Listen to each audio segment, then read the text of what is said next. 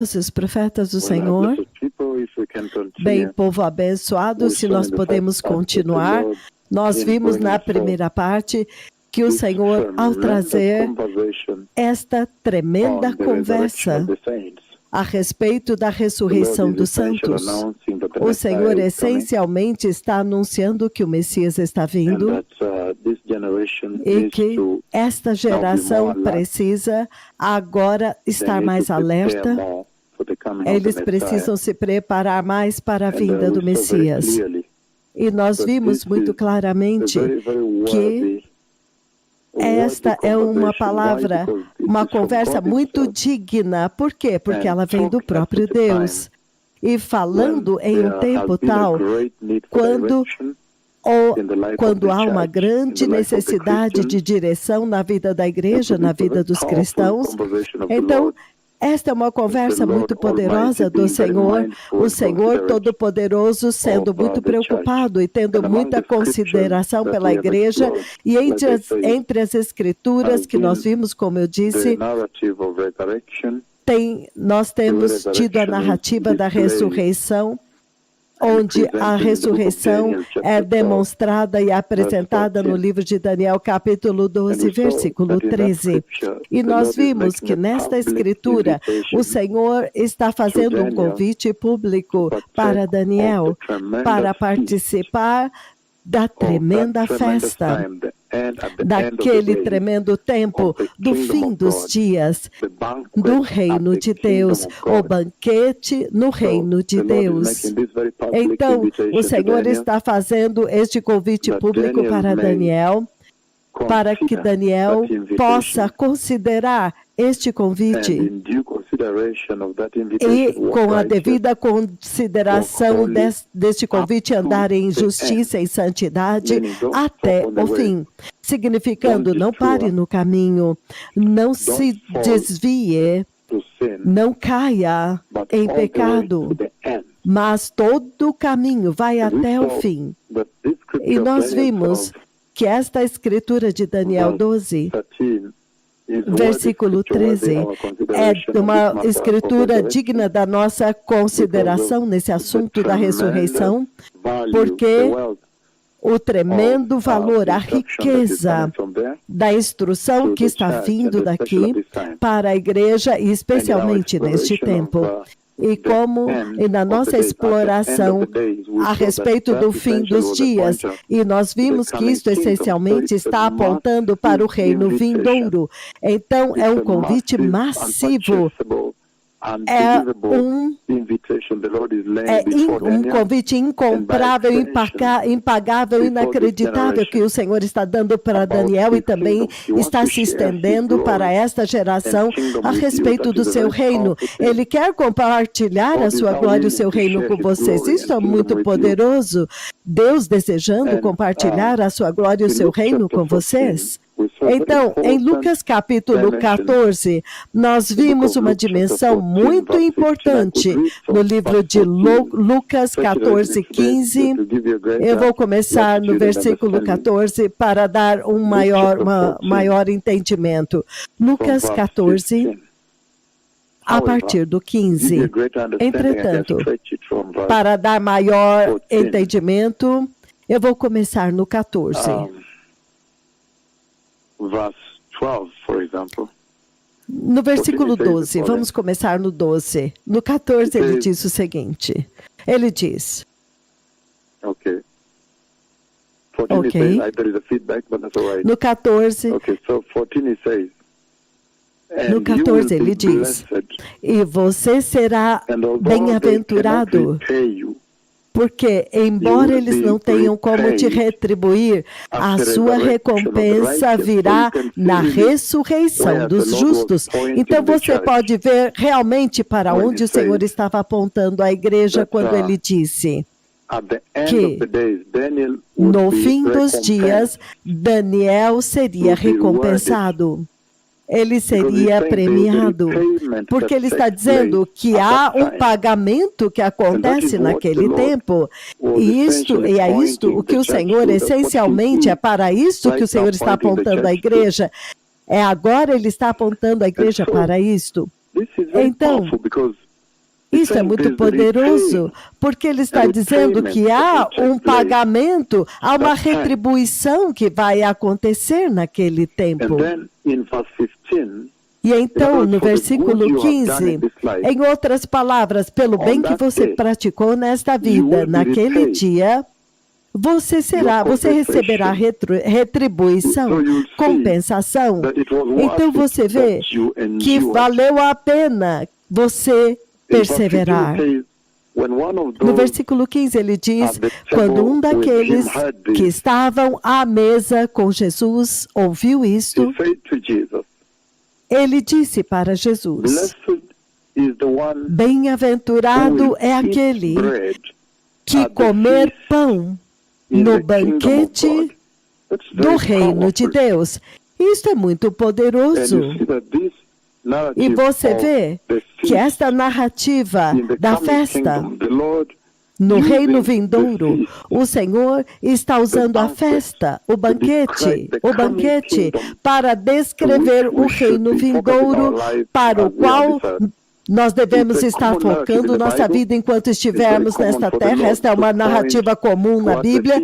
É muito comum para o Senhor apontar em direção à festa. Em outras palavras, o Senhor está tentando usar esta vida. As coisas que parecem muito importantes para a humanidade nesta vida, para poder enfatizar para eles uma verdade muito profunda a respeito do reino vindouro. E nós sabemos que palavras não são suficientes para realmente descrever para vocês a riqueza, o tesouro, o júbilo, a bem-aventurança, a paz, a alegria, tudo que acompanha o reino vindouro. Mas ao fazer isso, ele também, o Senhor, ao se referir a isso, ele cria uma imagem. E o propósito é para que você tenha um desejo santo, um desejo por este reino vindouro. Então, quando o Senhor faz um convite público para Daniel, no livro de Daniel, capítulo 12, versículo 13, ele está dizendo, Daniel, você segue o seu caminho, não pare em lugar nenhum, e vai até o fim. Segue o teu caminho até o fim. E uma vez quando você chegar no fim dos dias, há uma recompensa, uma retribuição que você vai receber. Você vai receber uma herança, uma porção da sua herança. O Senhor também está direcionando a geração atual para este tempo.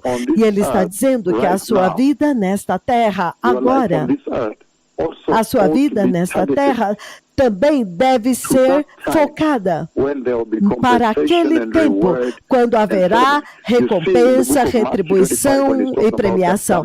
Você vê no livro de Mateus 25, quando ele fala daquele tempo que está vindo, o reino vindouro, ele chama de um banquete de casamento.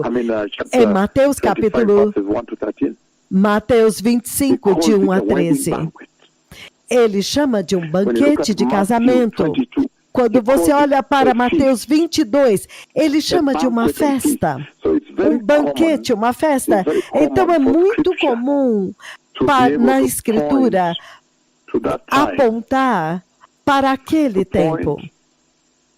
Apontar para o tempo para o qual Daniel está sendo referido no fim dos dias. Para apontar para este tempo, como a festa é uma celebração ininterrupta, e você tem que compará-la com o tormento eterno que acontece no inferno, onde o choro nunca para, os gritos nunca param, os gritos, o choro de dor. Você não tem nem como comparar com aquele tempo para você ver o tesouro deste convite público que o Senhor está fazendo para vocês. Então, este é um tempo maravilhoso e o Deus Todo-Poderoso finalmente está encorajando esta geração para focar a sua vida naquilo que vai libertá-los e levá-los para o eterno reino de Deus. Então, Ele diz aqui, bem-aventurado aquele que come pão na festa no reino de Deus. E nós vimos que toda esta passagem, se você ler até o versículo 24, 21, 24, é impressionante que há impedimentos que o Senhor levantou, há coisas que o Senhor levantou. Pastor Matthew, se o teu microfone está aberto, Pastor Matthew, não fale, porque vai ser transmitido do meu fone aqui. Feche o microfone. Então, nós vimos muito claramente em Lucas 14, se você ler do 15 até o 24, ele levanta os impedimentos, ele ressalta, ele enfatiza as coisas que vão impedir você, que vão te parar e te impedir de alcançar estes dias tremendos, estes dias que são um tesouro chamado o fim dos dias. Os dias nos quais você será recompensado. Você será retribuído, se você ler no versículo 14, no qual você vai receber a porção da tua herança. No livro de Lucas 14, agora, ele apresenta como um banquete, tendo a sua posição no banquete novamente. Ainda Deus apontando uma geração para o reino de Deus que está vindo. E dizendo que você tem... Se você comparar isto com o inferno, o fogo do inferno, o contraste disto é o inferno, o oposto disso é o inferno. E é isso que eu disse, que o objetivo é te encorajar a perseverar nesta vida, neste mundo que odeia a santidade, odeia Jesus, odeia a salvação, para que você seja encorajado a permanecer firme por Jesus muito fortemente, por causa disto. E também está dando coragem para agora poder encarar a perseguição destes dias. Então, até mesmo quando você vê em Lucas 14, ele apresenta alguns dos impedimentos, ele diz possessões, quando ele diz aqui, eu comprei um campo. Isso agora fala de posses desta terra. No versículo 19, então, ele diz, acabei de comprar 5 juntas de bois, e eu estou indo experimentá-las, significando eu estou indo arar com elas. Então, isso fala de profissão, de trabalho, de ganhar a vida. Então, quando você olha o versículo 20, ele diz casamento, ele coloca casamento. O Senhor está tentando te ajudar e ressaltar para você algumas das coisas que podem te impedir de ver o eterno reino de Deus, até mesmo quando você diz que você é nascido de novo. E é por isso que isso é muito central, isso é muito chave, povo abençoado. Então, o que é que o Senhor então está dizendo? Ele está falando de perseverança. Novamente no livro de Lucas 9, para levar isto mais para frente. Lucas 9, do 10 ao 17, novamente o Senhor está falando do reino vindouro. Lucas 9, do 10 ao 17, ele diz, ao voltarem os apóstolos, eles relataram a Jesus o que tinham feito. Então ele os tomou consigo e retiraram-se para uma cidade chamada Betsaida. Mas as multidões ficaram sabendo e o seguiram. Ele as acolheu e falava-lhes acerca do reino de Deus. E curava os que precisavam de cura. Agora mesmo, quando o Senhor enviou seus 2 mega-profetas, ele também está curando. O Senhor Jesus está continuando a curar os que precisam de cura. É isso que Mateus está falando aqui, que ele curava os que precisavam de cura. Ao fim da tarde, os 12 apóstolos vieram até ele e disseram, mande embora a multidão, para que eles possam ir aos campos vizinhos e aos povoados e encontrem comida e pousada, porque aqui nós estamos em um lugar deserto. Ele, porém, respondeu, deem-lhes vocês mesmos algo para comer. E eles responderam: nós temos apenas 5 pães e 2 peixes, a menos que compremos alimento para toda esta multidão. E estavam ali cerca de 5.000 homens. Isso quer dizer, juntando com mulheres e crianças, seriam 15.000. Mas ele disse aos seus discípulos: façam-nos sentar-se em grupos de 50. E os discípulos fizeram assim e todos se assentaram, tomando os 5 pães e os 2 peixes e olhando para o céu, ele deu graças e os partiu. Olha isso, novamente ele está apresentando para eles o reino de Deus, nestes termos aqui. E ele disse, ele deu graças, ele olhou para o céu, ele deu graças e os partiu. Ele partiu os pães. Em seguida, entregou-os aos discípulos para que os servissem ao povo. Todos comeram e ficaram satisfeitos, saciados, e os discípulos recolheram 12 cestos cheios de pedaços que sobraram. É uma conversa muito poderosa a respeito do reino de Deus que ele estava ensinando. Ele diz, ele pegou aqueles pães, aqueles poucos e os peixes, e então ele olhou para cima, para o céu, e ele deu graças. E quando ele fez isto, do céu veio maná, veio pão como maná. E ele alimentou todos eles. Novamente, este é outro momento no qual o Senhor estava focando-os no reino de Deus. Então, é muito comum na Bíblia para o Senhor trazer à luz narrativas sobre a festa, quando Ele quer retratar a imagem e uma figura do reino vindouro. Ele olhou para cima e deu graças. E então quebrou e eles foram alimentados. Então tornou-se uma festa bíblica.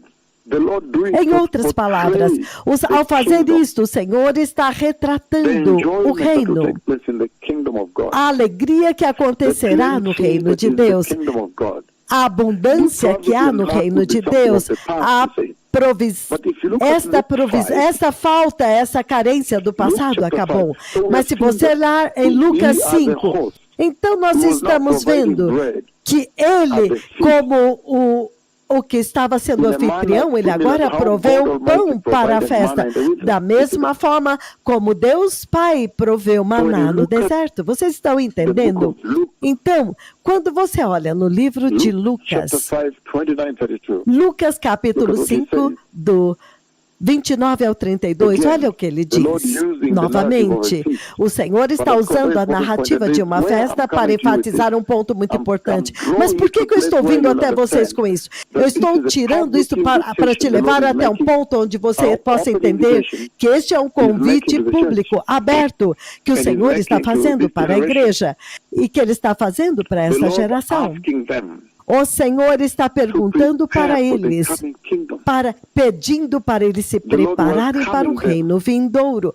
O Senhor está apontando para eles o reino de Deus que está vindo. E hoje eu quero lidar com algo muito chave e crítico, de como a geração deste dia presente de cristãos, na verdade, recusaram aceitar o convite. Eles não acharam digno de dar uma consideração devida a este convite.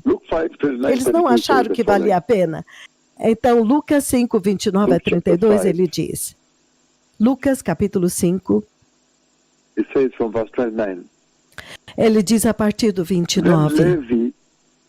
Então Levi ofereceu um grande banquete para Jesus em sua casa, e havia muita gente comendo com eles, publicanos e outras pessoas.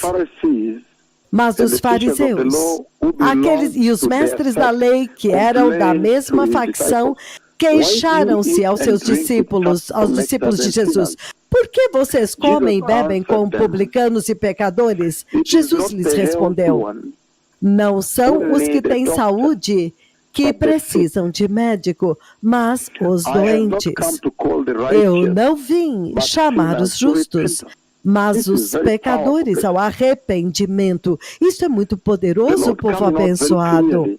O Senhor está vindo muito claramente para dizer que há aqueles que vão rejeitar o convite.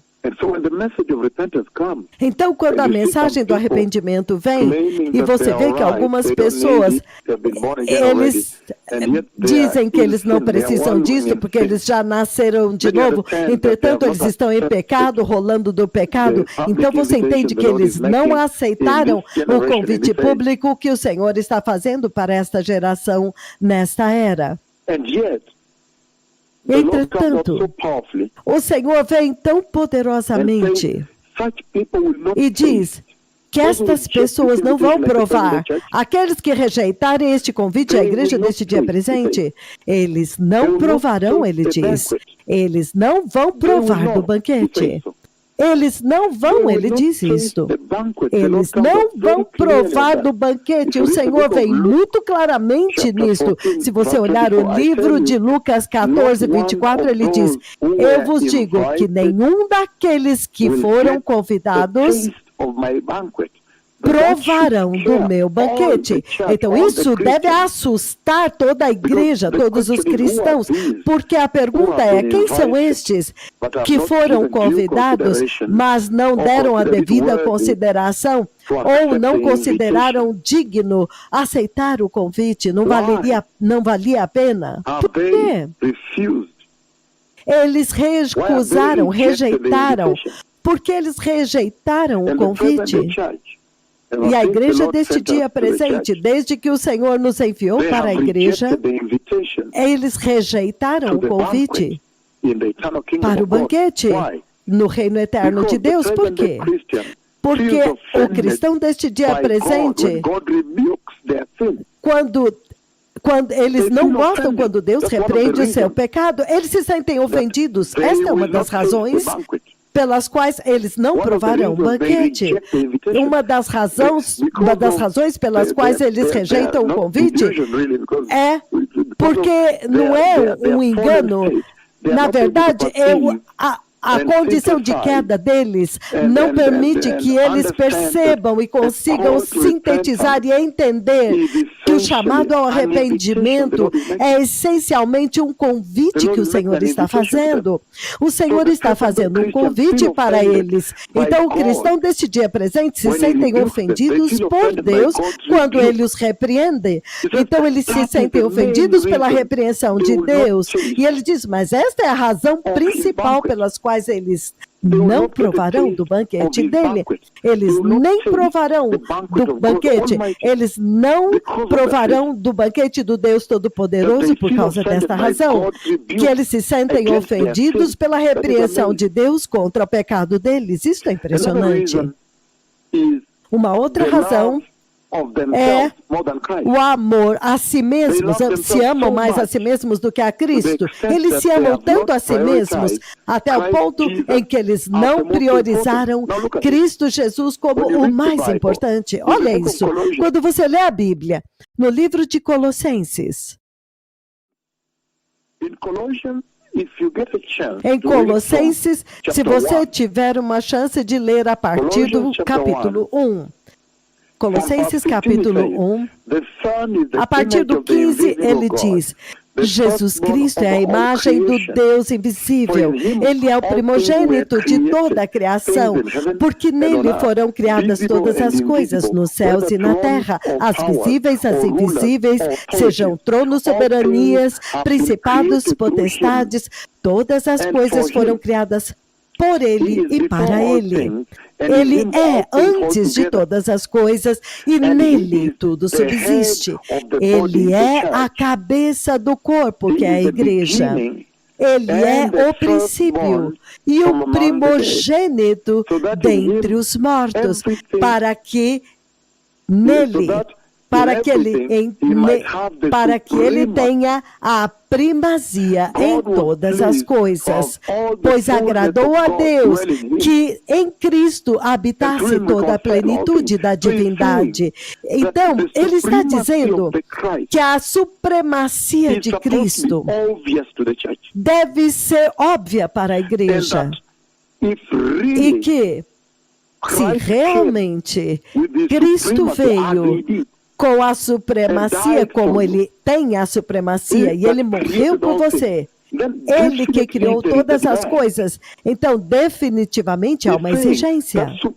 Ele está dizendo que esta supremacia de Cristo, se você é nascido de novo, é obrigatório que isso também tem que reinar em você. Ele tem que vir primeiro antes de você atender esse telefonema e diga, o que isso importa com relação à supremacia de Cristo em mim? Se este telefonema vai antagonizar a supremacia de Cristo em mim, então não vou atender. Então isso deve ser absolutamente óbvio na sua vida.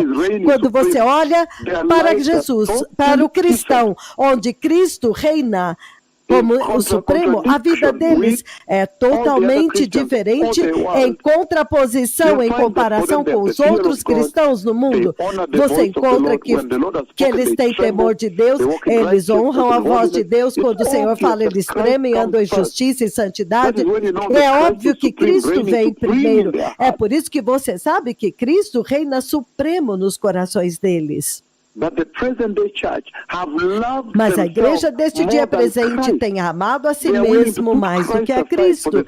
Eles desejam colocar Cristo de fora, de lado por causa do casamento, por causa de esposa, filhos, ou por causa de profissão, por causa de bens materiais. Isso significa que Cristo não vem primeiro em suas vidas.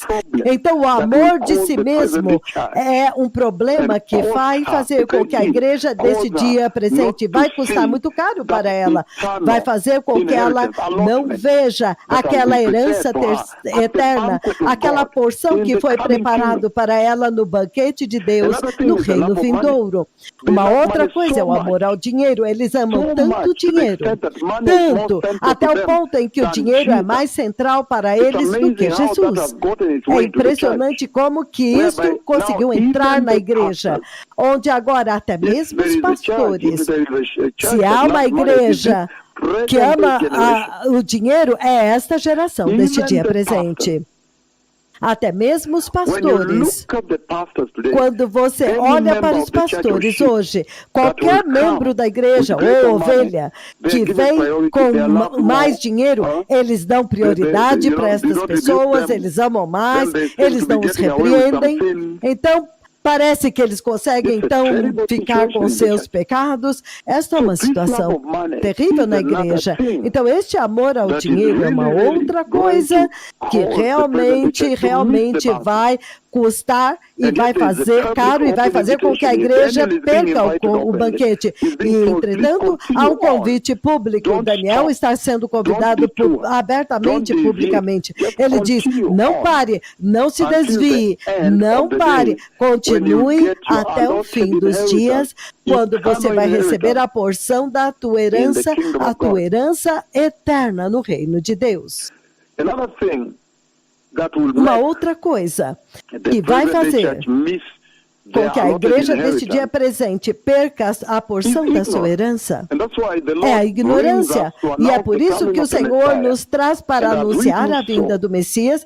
E enquanto nós fazemos isto, Ele também nos faz, neste tempo, literalmente ensinar, trazer a literatura bíblica para que vocês estejam cientes das promessas de Deus e do propósito. Para estar ciente das promessas de Deus é para que isto possa transformar e moldar a forma como você vive nesta terra. Ignorância bíblica, ignorância das Escrituras. Você pode dizer que é como se você fosse um analfabeto, biblicamente falando. Então, isso é outro problema também. Se você olhar o livro dos Juízes, capítulo 2, se você abrir comigo lá, Juízes, capítulo 2, ele diz o seguinte. Eu vou ler o versículo 10 até o 13. E ele diz, depois que toda aquela geração foi reunida a seus antepassados, surgiu uma nova geração que não conhecia nem o Senhor, nem o que ele havia feito por Israel. Então os israelitas fizeram o que era mal diante dos olhos do Senhor Deus e prestaram culto aos Balaíns. Isto são deuses ídolos. Eles entraram em idolatria. Eles abandonaram o Senhor Deus, o Deus dos seus antepassados, que os havia tirado do Egito, e seguiram e adoraram vários deuses com D minúsculo dos povos ao seu redor, provocando a ira do Senhor. Porque eles abandonaram o Senhor e serviram e adoraram a Baal e aos postes sagrados, Astarote. Então isso é sério, povo abençoado. Ele diz ignorância, eles não sabiam. Ele está dizendo que depois disso, depois que aquela primeira geração tinha ido embora, outra geração cresceu que não conheciam nem o Deus de Israel, nem o que ele havia feito por Israel. Então eles foram para o inferno, eles foram para a idolatria.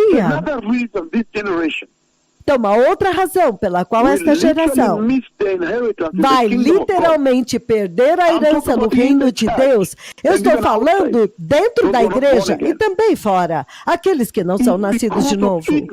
É por causa da ignorância, não sabendo o que a Bíblia promete. Eu me lembro, uma vez, em alguns dos países europeus, eu fui muitas vezes, várias vezes, agora era na Suécia, então, eu conduzi pessoas para o Senhor em uma das igrejas mais importantes de Estocolmo, na igreja onde os reis vão. Então lá eu os conduzi para o Senhor, é claro que eu repreendi o homossexualismo lá dentro para eles.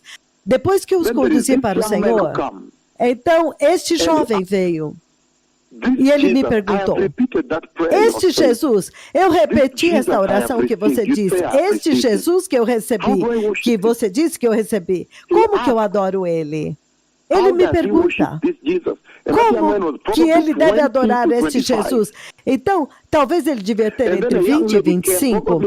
Então, uma senhora veio, talvez com 18 a 20 anos, ela disse, eu estava traduzindo para uma senhora idosa esta oração. Essas são palavras boas. Será que você pode repetir para mim também? Porque eu traduzi para ela, mas eu quero estas boas palavras. Então, depois que nós a conduzimos para o Senhor, ela também pergunta, como que eu adoro este Jesus? Este é o país cuja bandeira tem uma cruz. Então, ele está dizendo que toda uma geração apareceu que nem sequer conhece o Senhor. Ele diz ignorância, não saber dentro da igreja, até mesmo quando eu vim na paisagem da igreja, no Quênia e no exterior, eles não sabiam. A maior parte deles não sabiam o que a Bíblia promete para eles no reino vindouro. É por isso que eles estavam abusando a graça. Mas agora veio tão claramente que é incomparável. Você não pode comparar com nada desta terra o que Deus prometeu, a prometida, a glória de Deus. É por isso que você ofende a glória de Deus e você não recebe Jesus e você não anda bem. Então depois você cai em pecado novamente, você vai perder novamente, porque você não deu valor à glória de Deus, você abusou quando veio até você. Se você ofender, você vai pagar eternamente porque é incomparável. Ninguém pode pagar pela glória de Deus. É por isso que você vai pagar no inferno eternamente e não vai ser suficiente. Agora, as pessoas sabem.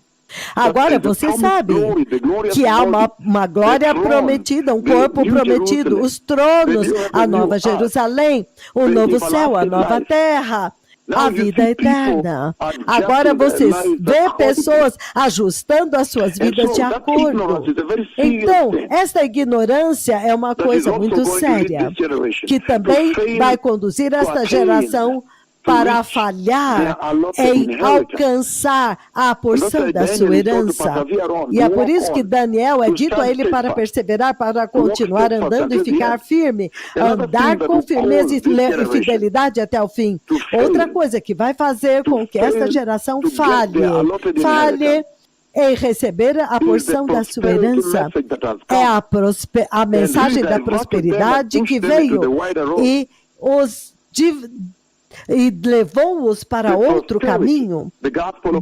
A prosperidade, o evangelho da prosperidade. O evangelho da prosperidade. O evangelho que os focou para longe da santidade e das coisas, e então para as coisas deste mundo. Uma outra coisa que vai derrubá-los é o amor ao mundo. Eles amam o mundo e as coisas do mundo. Mas companhias que também corrompem, outra coisa que vai te manter fora, são as más companhias. Isso é muito sério. Isso é realmente sério. Esta geração precisa dar meia volta. Então, o Senhor novamente está falando muito claramente com esta geração. Se você olhar no livro de Mateus 24, uma outra coisa que vai fazer com que eles falhem em receber a porção da sua herança preparada para eles, no livro de Mateus 24, olha o que ele diz aqui. Mateus capítulo 24, versículos... Vamos começar no versículo 35. Ele diz o seguinte. Versículo 35. O céu e a terra passarão, mas as minhas palavras jamais passarão. Então, em outras palavras, o Senhor está dizendo que este investimento na terra é perigoso. É vaidade, é vazio. Olha a Ucrânia agora, olha a sofisticação dos shoppings deles. Vejam como que Kiev era conhecida como um centro de cultura na Europa. Vejam as cidades como Mariupol, a cidade de Cherniv, todas estas cidades da Ucrânia. Veja a sofisticação dos seus shoppings, os shoppings, aqueles apartamentos, prédios, toda aquela perfeição, centros de ópera e orquestra filarmônica, a cultura. As crianças são ensinadas a tocar violino desde pequenas, mas veja como que a Rússia demoliu. O Senhor literalmente demoliu aquele país. Eu acho que agora os ucranianos deveriam estar se perguntando o que foi que nós fizemos para o Senhor nos demolir deste jeito, para permitir uma demolição como esta, toda a nação demolida. O que foi que nós fizemos com os judeus? O que aconteceu com os judeus nesta nação? O que aconteceu nesta área da santidade? O que é que o homossexualismo está fazendo com esta terra? Então deve fazerem-se muitas perguntas agora. Mas você pode ver por si mesmo que este mundo será demolido se os dois profetas de Deus puderam falar uma profecia que demole a Ucrânia. E quando eu apareci, a forma como eu apareci em 11 de janeiro do ano de 2021, eu apareci diante das nações e dei a profecia de uma guerra histórica vindo à Ucrânia, e eu disse que haveria eles diriam, este é o nosso povo, fala a nossa língua, tem a nossa cultura. E eu disse, guerra histórica, mísseis, assim como vocês viram, mísseis serão lançados para a Europa a partir da Rússia. Se o Senhor pôde usar a minha língua para demolir a Ucrânia da forma como ele fez agora, então, isso não deveria te dizer que o céu e a terra, este céu e terra presentes não vão passar? Vocês precisam de uma casa permanente, uma residência permanente. Então, do 35 a 51, ele diz o seguinte, versículo 36, mas quanto ao dia e a hora, ninguém sabe, nem os anjos dos céus, nem o Filho, mas somente o Pai. Assim como foi nos dias de Noé, assim também será na vinda do Filho do Homem. Pois nos dias anteriores ao dilúvio, as pessoas viviam comendo e bebendo e casando-se, dando-se em casamento, até o dia em que Noé entrou na arca. Então ele mencionou aqui as 3 e 4 coisas que vão impedir essa geração presente de entrar no reino de Deus. Ele diz, bebendo, comendo e casando. Comendo, bebendo e casando. São 3 coisas que vão impedir a igreja deste tempo presente, a geração deste tempo presente, de ver o eterno reino de Deus. Ele menciona estas coisas aqui. Ele diz, comer, beber e casando-se, dando-se em casamento. Ele mencionou os inimigos que você tem para a sua eternidade no reino de Deus. Os bloqueios que literalmente podem te impedir e te bloquear e impedir de você entrar no reino de Deus. Isto é sério, povo abençoado. E sim, de fato, quando você olha as vidas do cristão deste dia presente, eles se amam mais do que eles amam a Jesus. E, entretanto, nós sabemos muito bem que Daniel, capítulo 12, 13, que foi dito a Daniel para continuar no seu caminho até ele alcançar a porção da sua herança no eterno reino de Deus. Este Daniel, ele valorizou mais a vida de Cristo do que a sua própria vida. Ele valorizou a vida de adoração a Yahweh mais do que a sua própria vida. E o Senhor está dizendo que os cristãos que vão conseguir entrar no reino de Deus, dentro dessa geração atual, essa colheita de cristãos, os únicos que vão conseguir entrar no reino de Deus, são aqueles que valorizaram a vida de Cristo mais do que seus valores, significando eles desejam morrer por ele. Daniel desejou morrer para poder adorar a Jeová. Ele foi lançado na cova dos leões por amor à adoração a Jeová, para poder adorar a Jeová. E o Senhor está transmitindo a mesma mensagem para esta geração presente de apóstatas, de igreja caída, cristãos caídos. Você vê a igreja na América, riqueza, riqueza, riqueza, Europa, Ásia, todo lugar, mais de 99% eles receberam o evangelho da prosperidade, onde eles valorizam mais os seus próprios interesses do que a Cristo. E o Senhor está dizendo que para você se preparar bem para o reino de Deus e entrar, você tem que valorizar a vida de Cristo mais do que a sua vida. Você tem que estar desejando viver uma vida sacrificial, como você vê em Romanos 12, 1 e 2, quando ele diz, esta é a sua adoração, é viver uma vida sacrificial, oferecer-se a si mesmo como sacrifício vivo. Lembre-se, a sua mão, os seus membros, o que quer que a sua mão toca, tem que glorificar Jesus. O que os seus olhos veem, o que os seus ouvidos ouvem, as suas pernas onde elas te levam, tudo isso tem que glorificar a Jesus. Mas os cristãos deste dia presente, eles não valorizam o Calvário. Eles não valorizam o preço que Jesus pagou no Calvário. E, entretanto, Deus está dizendo que nesta era também você não pode valorizar a sua vida em vista ao preço que Jesus pagou no Calvário, se você quer ver o eterno reino de Deus. Entretanto, nós vivemos uma geração egoísta, todos são tão egoístas. É sobre eu, minhas coisas, aquilo que eu possuo, meus interesses. O Senhor está dizendo que eles não amaram as suas vidas até o ponto de fugir da morte. Se você tiver a oportunidade de ler Apocalipse 2:11, nós tivemos um tempo tão poderoso nesta escritura e dando a devida consideração a ela.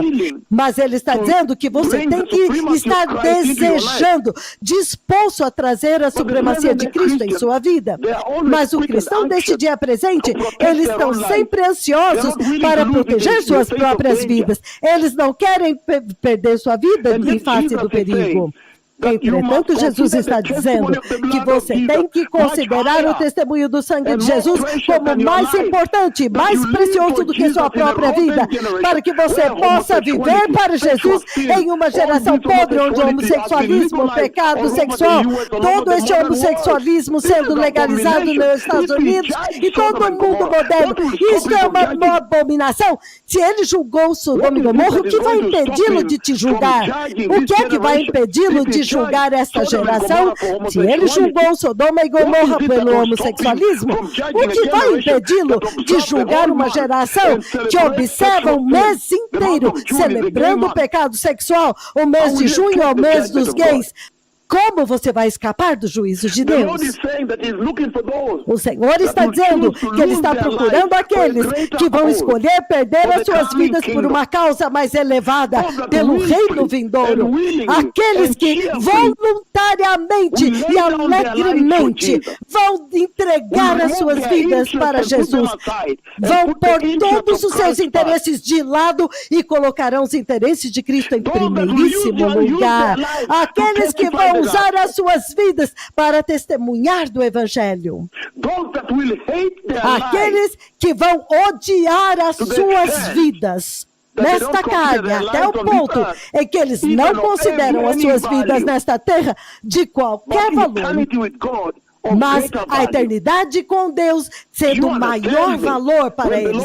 Vocês estão me entendendo? Quando o Senhor falou comigo naquela visão de 4 de março de 2022, 2 semanas atrás, o próprio Deus Pai, vocês agora entendem? Ele está dizendo que comer e beber e dar-se em casamento, comer, beber e casamento, vão impedir esta geração de alcançar a porção da sua herança no reino de Deus. Isto não é uma tragédia? Isto não é uma tragédia séria? Então, quando nós voltarmos, eu vou continuar, povo abençoado. O Messias está vindo. Lembrem-se que eu vi a vinda do Messias. Esta é a razão pela qual eu dei a profecia e a guerra rompeu na Ucrânia. Com detalhes totais da minha palavra, a razão pela qual profetizei o coronavírus, e eu fechei a terra inteira pelas palavras da minha língua 4 anos antes. 1º de dezembro de 2015, eu disse, da Ásia, queria sacudir o mundo inteiro, que seria uma enfermidade monumental, iria causar uma emergência de enfermidade global. E você vê que todos os noticiários dizem, é uma enfermidade de emergência de enfermidade, iria faltar equipamento, Então, se você ver todos os detalhes, você vê 4 anos antes do corona, você vê os detalhes de Deus e vê que Deus é detalhista. O Deus Todo-Poderoso está dizendo, assim como eles dão as suas profecias e elas se cumprem com perfeição, assim também é a profecia da vinda do Messias. Quando eu voltar, eu vou lidar com outro aspecto. Obrigado.